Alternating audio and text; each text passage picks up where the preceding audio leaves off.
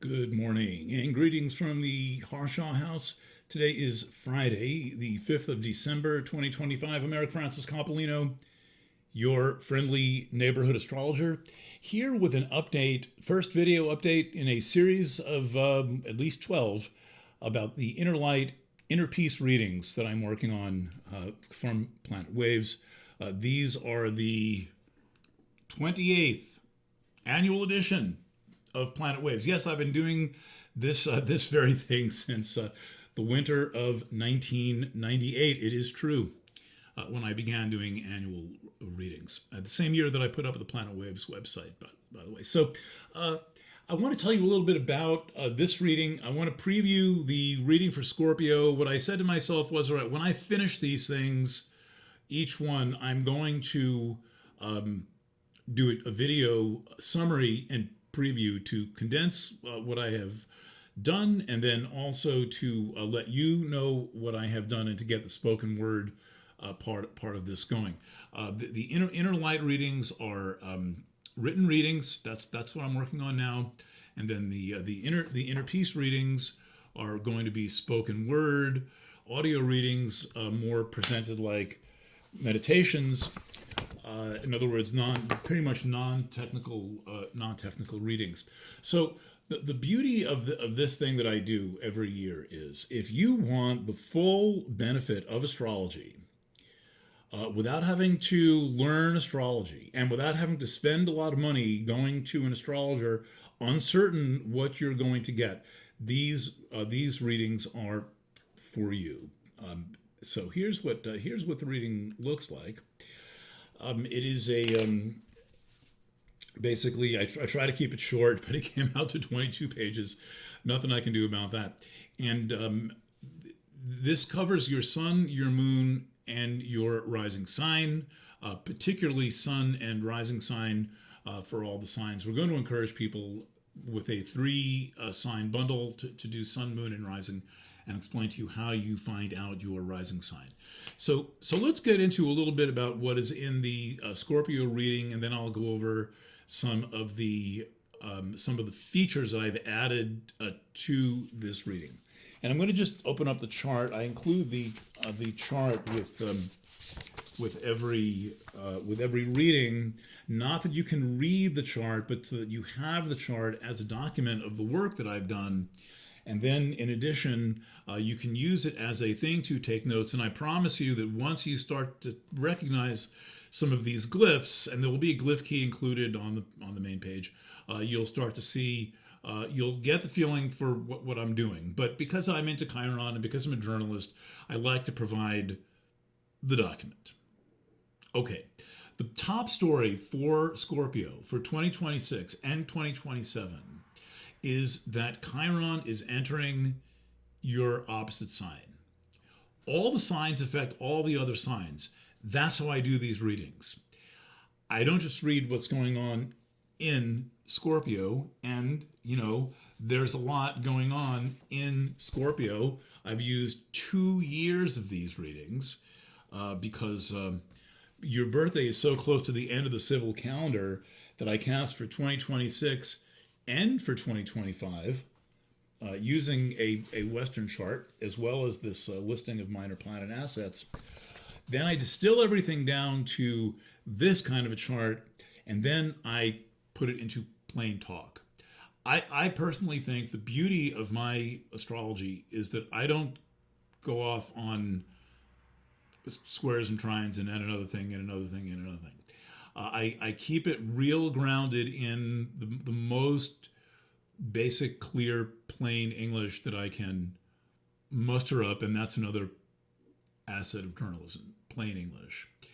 But these still are very satisfying to read if you have astrological training, because I leave enough in to be able to say what I'm doing, and I break the points down and explain it. So the lead story, let's get back to the lead story. I usually bury the lead when I'm working in video. I forget the most important thing, but I'm going to try to remember it now. Is Chiron going into your relationship house? It has been a challenging few years for relationships, not necessarily bad, but challenging because of the factor of Uranus, this thing having moved through Taurus, Uranus up here, moved through Taurus for the past 7 years. This creates unexpected, sudden changes, unpredictability, a sense of rebellion, and it's indicated people around you growing and changing very rapidly. When you prefer to depend on people in your relationships for stability, and prefer that they, not be waking up every couple of days feeling like they're a new person. What now happens is that Uranus moves into your 8th house, which I explain in detail, and Chiron moves into houses are aspects of life. They're topics. The 7th is about relationships, and Chiron is moving into Taurus. This is a complete reorientation. There's a lot going on in astrology. All the planets are changing signs. Pluto just changed signs. Sedna, Uranus is changing signs. Saturn and Neptune are changing signs. I mentioned Pluto.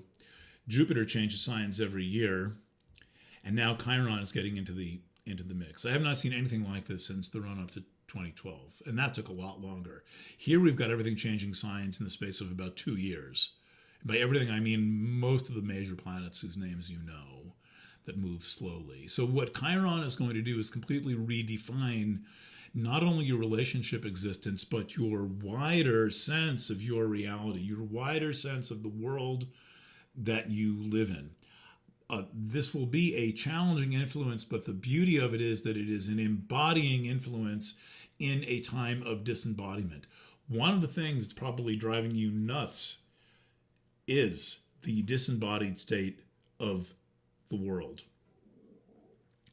I have a friend who is a therapist, and I was kind of like telling stories from therapy once, and I said, yeah, Joe, if Joe, my teacher and therapist, a consummate Taurus, Joe would say, if you're sitting there, if you're sitting in your chair, you're saying something, you're talking about your mother or something, and you're sitting there with your fist clenched. Joe be quietly sitting there looking down, looking at your fist, trying to call attention to your fist so you see it without saying anything. And then he would say, what do you notice right now? And then you might say, well, I'm kind of clenching my fist. And Joe would say, well, why don't you slowly open it and see what's in there? This, by the way, is Gestalt therapy, right? It's not like intellectualization and id, ego, and superego. It's like, what's in your hand? And my friend said, oh, I think there would be people who would have trouble with that now. And that's when I say the embodiment issue is an issue, and it's an issue for you because Scorpio strives to be such a member of the human race, so embodied, so into the polarity dynamics and who you are as a person getting shit done. Speaking of the 6th and getting shit done, huge activity in house number 6. House number 6 is Aries, and this is where you seek self-actualization. I have never seen a sign description of Scorpio that says how important your work is to you. I'm starting to think that all these sign definitions I've read have like one true thing, though Linda Goodman was pretty good, and I've got to check her on this. I've got that first Linda Goodman book sitting right on the shelf there. One of the things I have, and in 30 years of doing these, 28 years of doing these, and 30 years writing horoscopes, I have redelineated the signs. And in these readings, I give what I think, look, I'm not competitive, but I know when I know when I'm on, and I think I give the best sun sign and rising sign descriptions in the business here.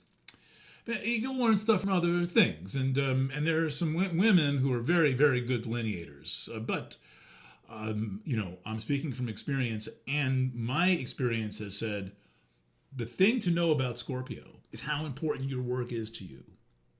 And I don't mean like just having something to do. I mean that your work must be the place where you grow every day. It must be the place where you have the freedom to become who you are becoming.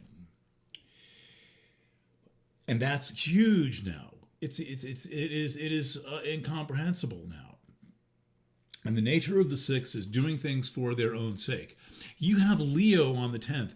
You want to shine. There's the thing that's going to happen in the second half of the year that pretty much guarantees that you're going to shine. I'm here to prepare you for that by saying that the thing to do is to do the work for its own sake, to be grounded in the activity for its own sake.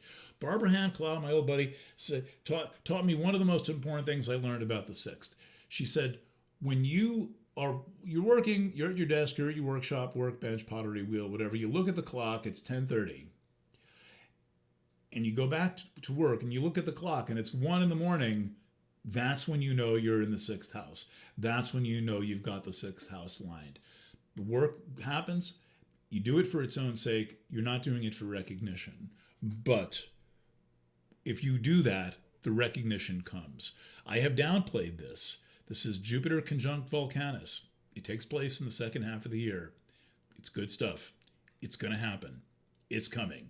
I'm here to prepare you for that. A few other points. Let's see. I definitely cover I did it much more in depth last year, and I've included last year's reading with this year's reading. So I cover Pluto entering Aquarius and Uranus entering Gemini. And in the spirit of burying the lead, I forgot to tell you what this reading is even called. It's called The Wisdom of Insecurity. And I'll tell you, I got that from the movement of Achilles through your chart, a slow period asteroid. Nobody talks about this thing. 12-year, it's an asteroid with a 12, very unusual. Asteroids usually have a 4-year orbit. So you're going to have a lot of Achilles over the next couple of years. And Achilles is about the false lack of confidence. The false lack of confidence. And I've as part of my sun sign delineation, what's the chart like without any planets? I'm a big fan of the blank wheel. The most important wheel is the blank wheel.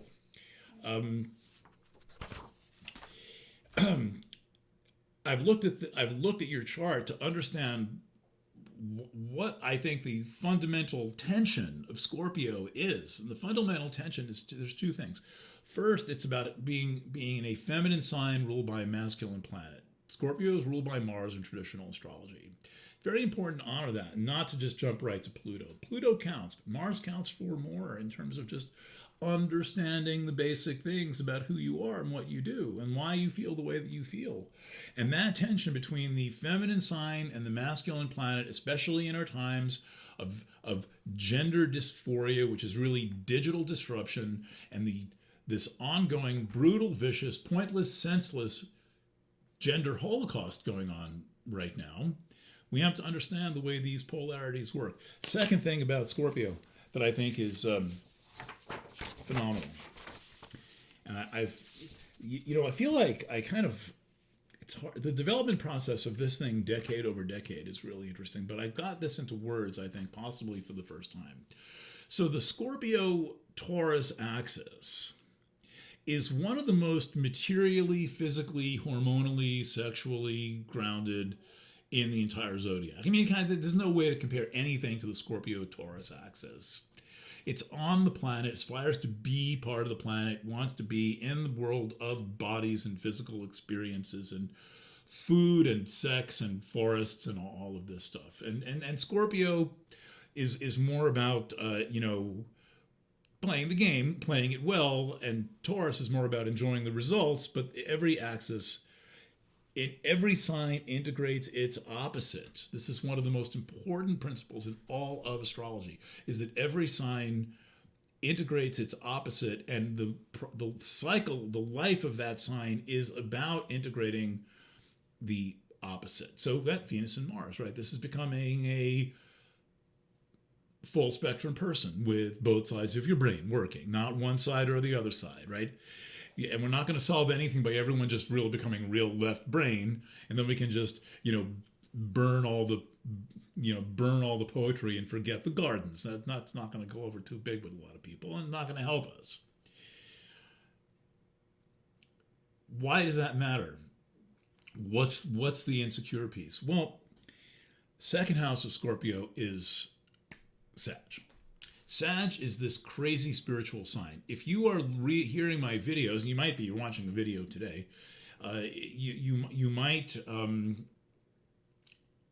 recognize the crazy spiritual mystical wilderness that is Sagittarius. This is actually where your values are rooted, in the second place. In the second place. That's where your values, your self-esteem, your grounding, and all that stuff is found. So while you have this whole immaculate existence of sensuality and of desire and of male-female polarity, your bank account, spiritual bank account, is Sagittarius. It has no interest in any of this stuff except maybe as a fleeting experience, not as the primary experience of existence. And so the tension between the first house of immaculate desires, of physical, hormonal, material necessity and urgency, is contrasted with this spiritual, like the galactic center and the great attractor and all this stuff are in there. The tension between those two concepts is the nugget of the Scorpio experience, in my view. So I explore that, those two things in here, and then go through the rest of the reading. Did I mention? If I didn't, I'm going to say it. If I did, I'm going to say it again. This is a physical work. This is beautiful book design. I'm a book designer, and I love designing these things every year. Book design has to be simple, but you print it as a little book about you. It's about 22 pages, and it includes the chart. There'll be other resources. The chart is not because you know what it's going to say. The chart is so you can learn. The chart so you can take notes. You can make pictures. You can doodle. You can sketch. You can print out an extra copy. You can hang it on the wall. You can use it to line your bird cage or wrap fish or whatever you want to do.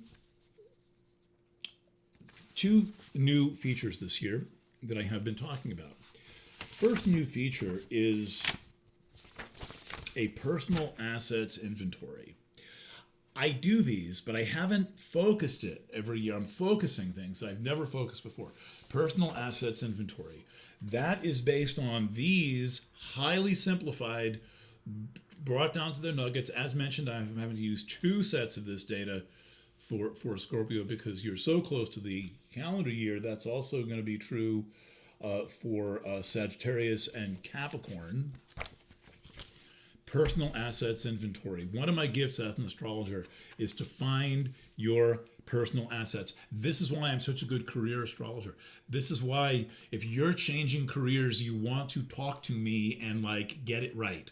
Because I will tell you all the things you're working with you had no concept or only suspected, or somebody made you forget about it as a child. And by the way, now, today, in 2025, the kids who wanted to play bass as a child, thought they might have a job, they're going to be like some of the few employable people left. Okay, the second thing is, and if you haven't noticed, I'm heavily biased towards artists, musicians, writers, thinkers, and anyone who likes to live with meaning. That said, in addition to the personal assets inventory, completed. I did those all of November. That's what I was doing. There are numerous of these note to self little features. There's probably going to end up being about 6 or 7 in each of the readings, which are these nugget summaries of what I've just said. Stepping out of the language and concepts of astrology, I just tell it like it is and say, here's what this means. So I analyze and explain, and then I do it a second time. And these are cut and savable. You can make a screenshot and print it out. I suspect some of the best stuff is going to end up in these note to self. So you get a physical product that you can take with you and become part of your life repertoire. The same is true for the audio. Furthermore, when you get to your readings, most people are buying both. We're packaging them up as much as possible. When you get to your readings, you're going to find out that in the inner light, the written bit, inner light. That's a photo of sunrise in August, right there, right out there. The 2025 reading is in there, The Awakening. If you haven't bought it, now you're going to have it. If you have it for review. The Awakening is also on a PDF. You can print it. There's a lot of stuff in The Awakening that's not in Inner Light. I did not want to redo it. It was tempting to restate all that stuff. I didn't.